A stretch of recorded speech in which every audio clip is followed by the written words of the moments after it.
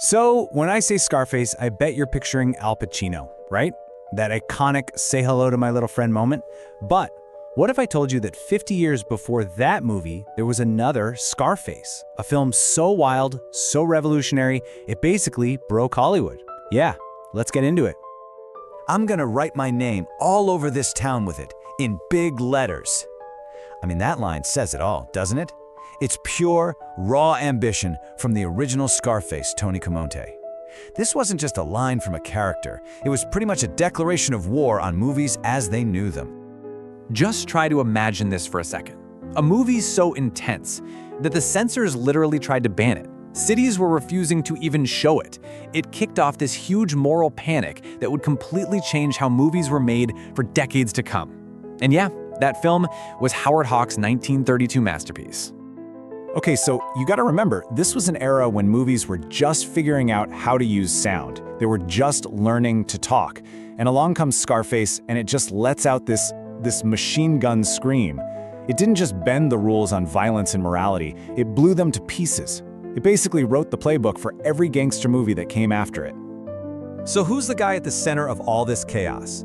Let's talk about Tony Camonte. He was nothing like the smooth, sophisticated bad guys people were used to seeing. No, Tony was something else entirely. Something new, something raw, and honestly, something terrifying.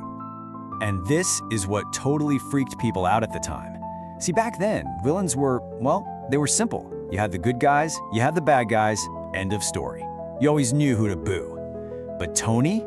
He was a whole different animal. He was impulsive, kind of childish, not even that smart sometimes, but he had this charisma you couldn't look away from.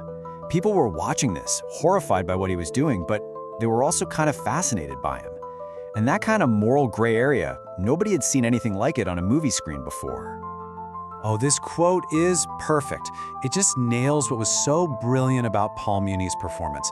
There's this scene where Tony gets a machine gun for the first time, and Muni doesn't play it like a stone-cold killer. Instead, his eyes just light up with this weird, childlike joy.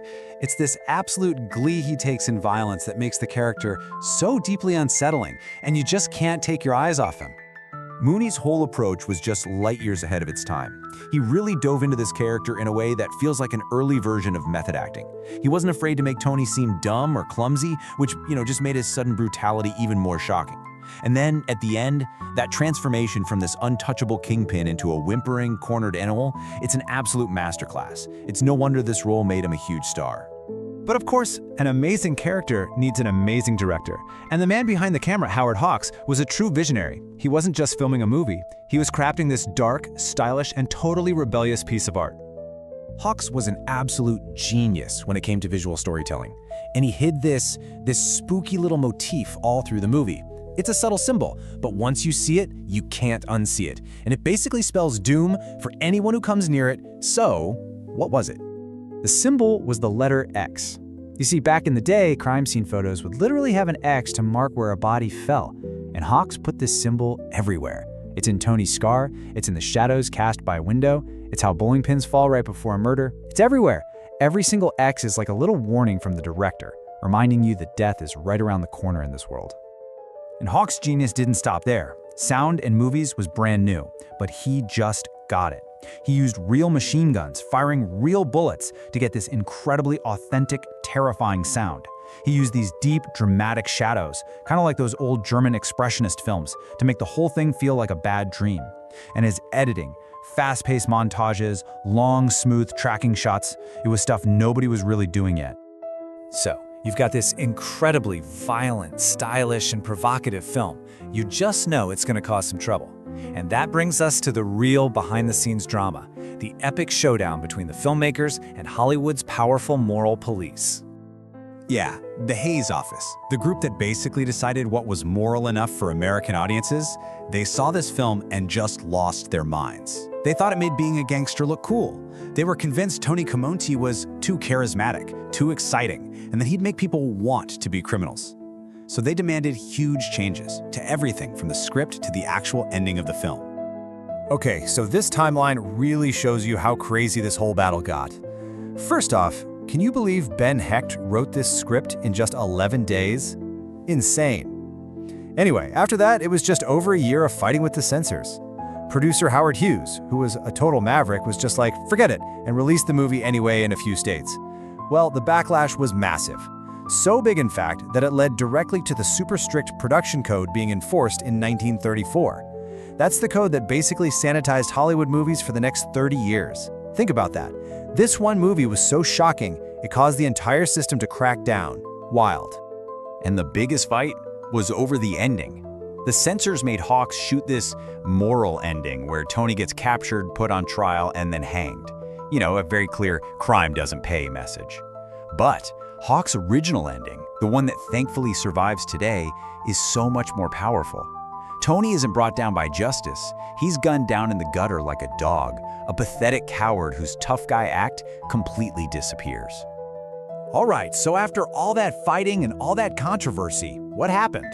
Well, despite the censors and the initial panic, the movie's influence was just too strong to be stopped. It became the blueprint, the absolute gold standard for the modern gangster story. And here's the funny thing about its release. It was actually a box office flop. All the controversy scared people away. But while it didn't make a lot of money, it was the only movie anyone was talking about. It sparked all these debates.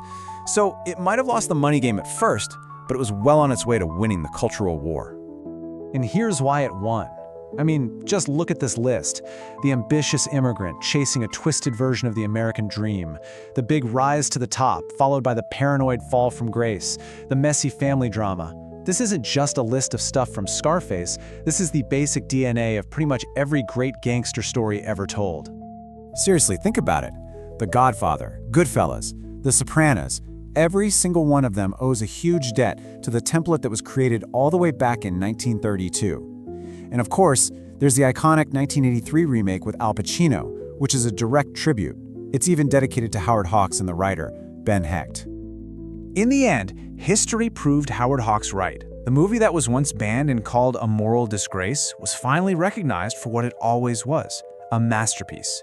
In 1994, it was officially preserved in the National Film Registry, which basically cemented its status as one of the most important American films ever made. A total vindication. Ultimately, Scarface leaves us with this one haunting question. Tony Camonte got everything he wanted: the money, the power, the world. He got it all. But in his ruthless chase for that dream, he lost everything that mattered: his family, his friends, his own life. It's a question that hits just as hard today as it did almost a century ago.